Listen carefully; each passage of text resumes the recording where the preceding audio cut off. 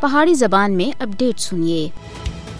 اسلامی تعاون تنظیم دے سیکرٹری جنرل حسین ابراہیم طہا سن اپنا یہ عزم دہرایا ہے کہ مسئلہ کشمیر OIC دے ایجنڈے دی اولین ترجیح وچ شامل ہے۔ اپنے 3 دہاڑے دورہ پاکستان اور آزاد جموں کشمیر دے دوران حسین ابراہیم طہا سن وزیر اعظم پاکستان میاں محمد شہباز شریف، پاکستانی وزیر خارجہ اور آزاد جموں کشمیر دی قیادت نال ملاقاتاں وچ کھل گئے اس گل دا اظہار کیتا ہے کہ OIC دیرینہ تنازع کشمیر دے حل دے واسطے ایک منصوبے دے اوتے کام کر رہی ہے۔ حسین ابراہیم طہا دا دورہ پاکستان اور آزاد جموں کشمیر مسلم امت کی طرف تھی بھارت کے غاصبانہ قبضے دے خاتمے دے واسطے برسر پیکار کشمیری عوام دے واسطے حمایت مضبوط پیغام اور یکجہتی دا اظہار ہے۔ اپنا دورہ پاکستان دے دوران تنازع کشمیر دے حوالے تھی OIC دے سربراہ دا بیان جدوجہد کرنے والے مقبوضہ جموں کشمیر دے عوام دے واسطے حوصلہ افزائی دا باعث بن سی۔ OIC سن کئی بار تحریک آزادی کشمیر دی حمایت اعادہ کیتا ہے۔ OIC ہمیشہ مقبوضہ جموں کشمیر وچ بھارتی مظالم دے خلاف اپنی آواز بلند کرتی رہی ہے۔ OIC کشمیری عوام دے حق خود ارادیت کی حمایت وچ مسلسل بیانات جاری کر رہی ہے، جس سے بھارت کو